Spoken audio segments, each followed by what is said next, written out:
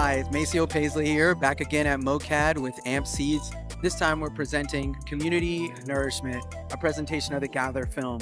After the film, we're going to have a conversation moderated by Shakara Tyler with guests Nephi Craig and Twila Cassadore from the White Mountain Apache Nation.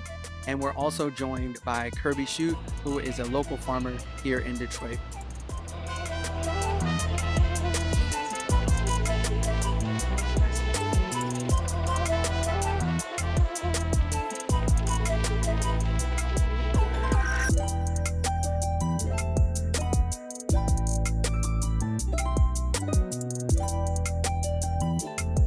That film was just a small microcosm of what's happening across communities.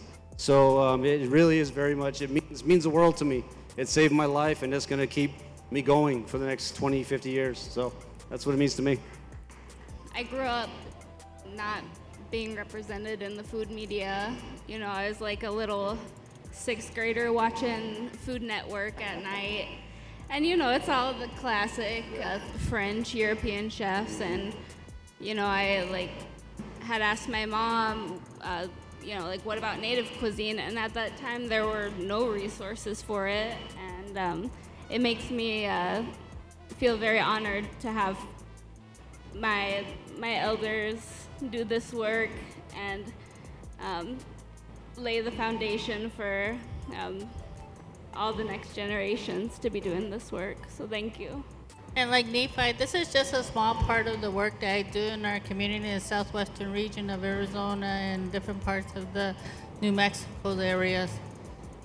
This work is so connecting to our land and it's so healing in a very deep, meaningful way that I enjoy, and I love what I do in reconnecting young people back to the land, back to our ancestral foods, mostly to themselves and how to be proud of themselves.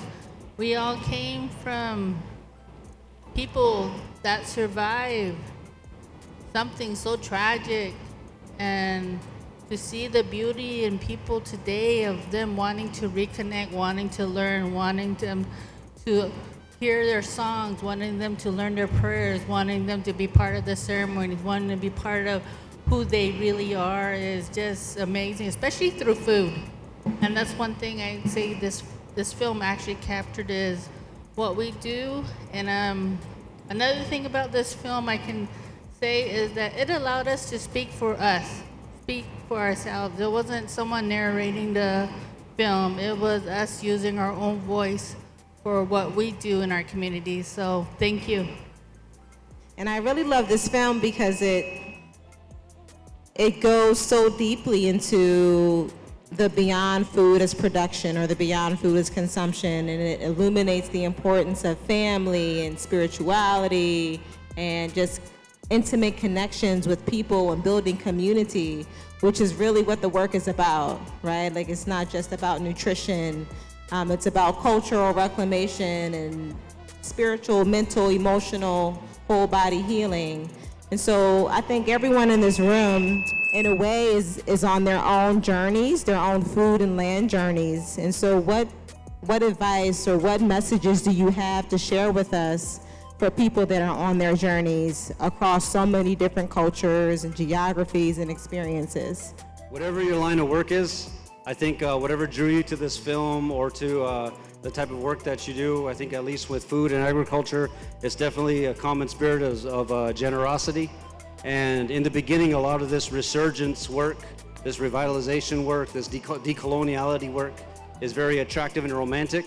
What I say is when you gravitate toward it, get so deep in the work that the romance and the attractiveness wears off. It is grueling, heartbreaking, spirit-trying work. And take care of yourself along the way. Self-care, emotional management, emotional intelligence work. Really dig deep, because that's where you gotta go to truly understand the work you're gonna be engaged in. If we're gonna reconnect and build bridges and revitalize and recover, that's the work that's ahead of us. So get into it so deep that the romance wears off and you're just left with bloody knuckles and dirty fingernails and ready to start another day. Yeah, it's definitely going to be a long-term relationship for anybody wanting to enter into this work. I'd also say to not do it for anyone else, because that is also going to wear off. Don't do it for Instagram. Don't be doing it for your little friends. Do it for you, and do it for the people who have come before you. For myself, I didn't go into this journey until my 40s. I came into this journey very late in my adult life, and I took a pause from before I was 5. Before I was 5, I was happy. From the time I was 5 until I was 45, I had a very empty part of my life. Reconnecting with food is what healed me.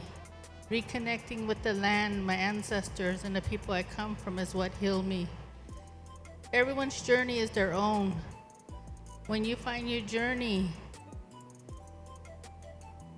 you're actually filling that empty part in your life that you felt missing. I felt a big part missing. It's like a big hole in my heart. I would feel there was so many negative things throughout time. But as I continue into my journey and start understanding who I am and having my elders reconnect me to the land, to the food, I start filling that void with love, real love. And that was coming from Mother Earth. How can each of us be in true decolonial solidarity as people from different walks of life that, again, are on our journeys? How can we support you? What do you need? What do you want from the broader community? Colonialism, the way I look at it, and to kind of make a connection to land back, colonialism is a disease. It's a true disorder. And when you're talking about land back, like from a clinical standpoint, land back is actually access to care. So when we have access to land, we have access to all the modalities necessary to recover. And so as you're navigating the different spheres and realms that you travel through on a daily basis, colonialism is a shape-shifting monster. So colonialism is an equal opportunity destroyer, and it's out for each and every one of us. So do the deep emotional work, dig deep and learn how to identify where it shows up in your life first. The principles we might embody of colonialism, that way we can detach. I feel like true decolonization is like detaching from the things that we used to be as we emotionally mature and spiritually mature in our paths. And it could be in any type of work. It's just not food related. Everyday citizen, whatever type of, whether you're a parent, practitioner, professional, native or not, we still have roles and duties. And you're gonna choose to be a practitioner and an accomplice. So there's no in between. To everyone in their journey with decolonization work, that our joy predates colonization. Yeah, it predates it, and it does not define our current joy or our future joy. So keeping that all in mind as we move into the future and find ways that resonates with you individually. They answered everything. They're awesome. I want to thank you all. Everyone, please give them a hand for your time. Thank you. And that's a wrap, y'all. Thank y'all for coming.